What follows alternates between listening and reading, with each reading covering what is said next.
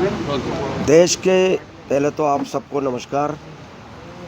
देश के यशस्वी प्रधानमंत्री नरेंद्र मोदी जी के मार्गदर्शन में भारत सरकार की वित्त मंत्री निर्मला सीतारमण जी ने आज भारत सरकार का बजट पेश किया। विकसित भारत का यह बजट है। देश का बढ़ता हुआ यह निरंतर प्रगति का बजट है। सर्वस्पर्शी बजट है। इसमें गांव, गरीब, किसान, मजदूर, महिलाएं, युवा और विशेष तौर से फोकस किया उन्होंने युवाओं को, महिलाओं को, गरीब और किसान, चार बातों पर इन्होंने विशेष तौर से फोकस किया है। निश्चित रूप से जो संकल्प यशस्वी प्रधानमंत्री जी ने लिया है कि 2047 में हमारा देश विकास की श्रेणी में नंबर 1 पर आएगा, उस संकल्प को आधार मान करके और हमारा देश विश्व गुरु के स्थान पर स्थापित होगा। आने वाले वर्षों में 2047 में जो 25 वर्षों का जो रोड मैप बनाया है, उन सबको आधार मान करके उनको सामने रख करके यह बजट पेश हुआ है। मुझे खुशी है कि वित्त मंत्री निर्मला सीतारमण जी ने बहुत ही सारे वर्गों का ध्यान रखते हुए यह बजट पेश किया है।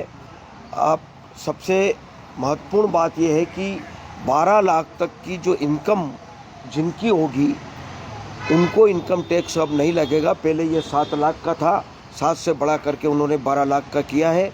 यह वास्तव में बहुत ही मध्यम वर्ग के लिए भी, सब ऐसे वर्गों के लिए भी यह बहुत बड़ा कदम सरकार ने उठाया है।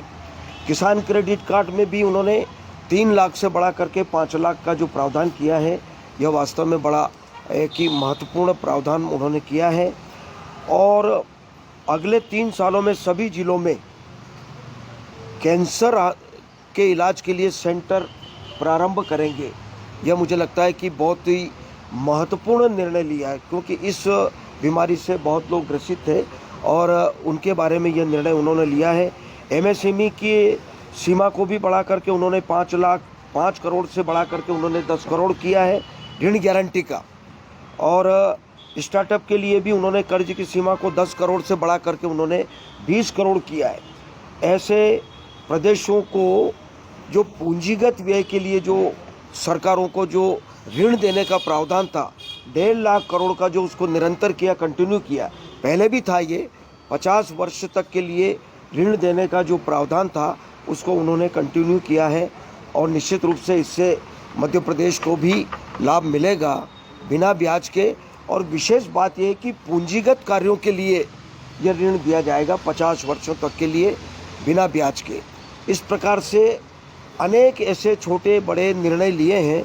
बहुत लंबी सूची है पूरे देश के लिए। मुझे लगता है कि अभी बजट में बहुत सारे प्रावधान किए हैं, उनको अभी अध्ययन करने के बाद ही मुझे लगता है कि बताया जा सकता है। लेकिन इतना कह सकते हैं कि यह बजट जनहित का बजट है, जनता के लिए बजट है और देश को आगे बढ़ाने वाला बजट है, प्रगति का बजट है।